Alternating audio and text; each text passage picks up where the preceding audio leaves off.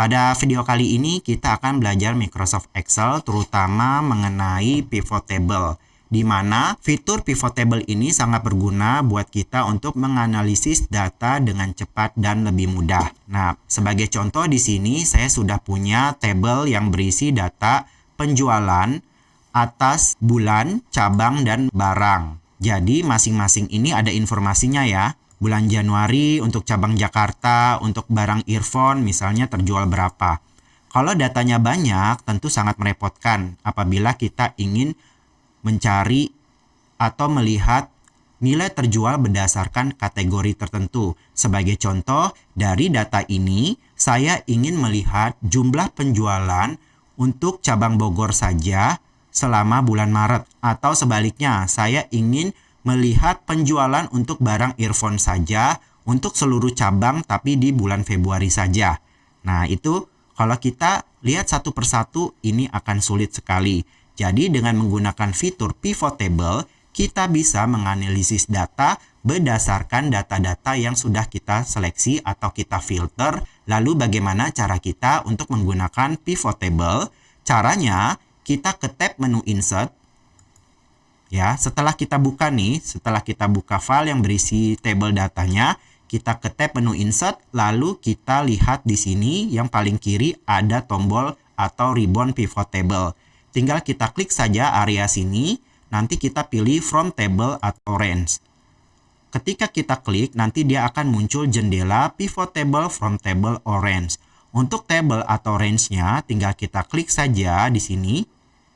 Nanti kita blok atau seleksi range data table sumbernya. Jangan lupa untuk header atau judul kolomnya juga harus terseleksi ya. Kita seleksi dari judul kolomnya sampai dengan data yang terakhir, keseluruhan table ini. Habis itu kita klik kembali yang ini. Maka kita sudah menseleksi data table sumber yang ingin kita pivotkan. Lalu di bagian kedua ini adalah kita ingin menampilkan nanti table pivotnya ini di mana.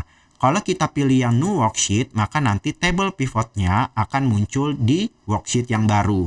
Tapi kalau kita ingin tampilkan di worksheet atau lembar kerja yang sama, kita pilih saja yang existing worksheet. Kemudian untuk lokasinya bisa kita klik, terus saya mau tampilkan di mana, misalnya pada kolom G3. Saya klik saja kolom G3, kemudian saya klik lagi yang ini. Habis itu kita klik OK. Setelah kita klik OK, nanti bagian kanan kita akan muncul panel pivot table field.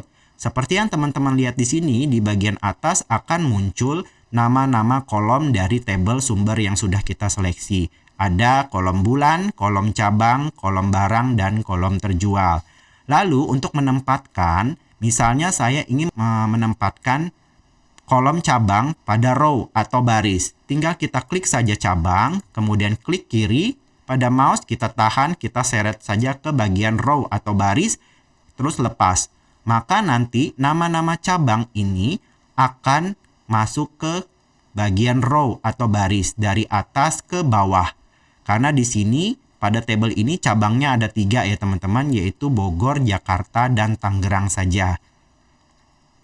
Nah, nanti di bawahnya ini juga akan secara otomatis akan muncul baris baru, yaitu grand total. Nanti dia akan menjumlahkan nilai value penjualan dari seluruh cabang ke bawah. Atau sebaliknya nih, misalnya untuk cabangnya ini saya ingin tempatkan bukan di row atau baris, tapi saya tempatkan di kolom, tinggal kita pindahkan saja, kita klik, tahan, kita seret ke bagian kolom, maka nanti nama cabangnya akan tampil di kolom dari kiri ke kanan. Sama seperti baris atau row, di bagian kolom kanan akan muncul kolom baru yaitu grand total, yang dimana dia akan menampilkan nilai total dari Bogor sampai Tangerang gini. Oke ya teman-teman, coba kita, kok pivotnya hilang.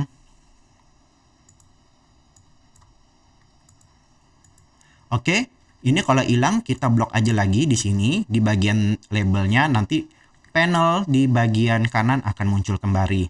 Lalu misalnya saya ingin menampilkan value-nya atau nilai terjualnya. Tinggal kita klik pada bagian terjual, maka kita seret saja ke bagian value. Maka nanti nilai-nilainya ini akan muncul ya. Misalnya di sini akan muncul nilai ya.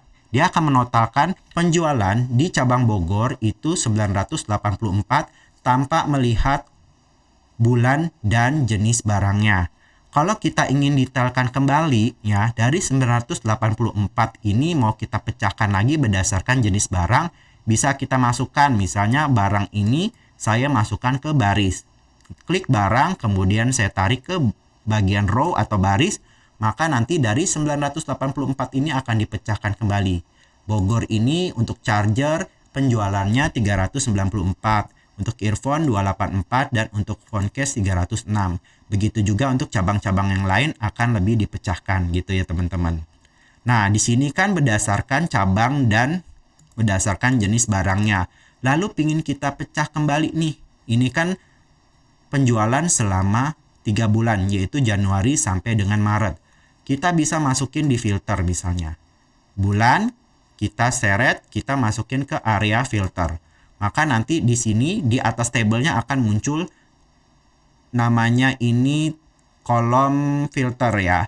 Nah, filternya berdasarkan bulan, kita klik saja di sini. Kalau pilih all, dia akan menampilkan data penjualan selama bulan Januari, Februari, dan Maret 3 bulan. Kalau saya ingin menampilkan data pada penjualan Maret saja, saya klik saja di bulan Maret, kemudian saya klik OK. Nanti dia akan menampilkan data penjualan hanya di bulan Maret saja. Gitu. Nanti kalau misalnya hanya bulan Februari saja, saya klik lagi di sini, saya pilih Februari. Seperti itu. Lalu bagaimana misalnya saya ingin melihat penjualan Februari dan Januari saja, sedangkan Maret tidak, jadi kita klik. Jangan lupa kita centang yang bagian select multiple item. Setelah kita centang, kita tinggal centang saja data yang ingin kita lihat. Jadi kita ingin melihat data penjualan bulan Januari dan Februari saja, kita klik yang Februari dan Januari. Yang Maret kita kosongkan, kemudian kita klik OK. Nah, nanti dia akan memunculkan nilai-nilainya di sini ya teman-teman. Jadi seperti itu ya teman-teman ya.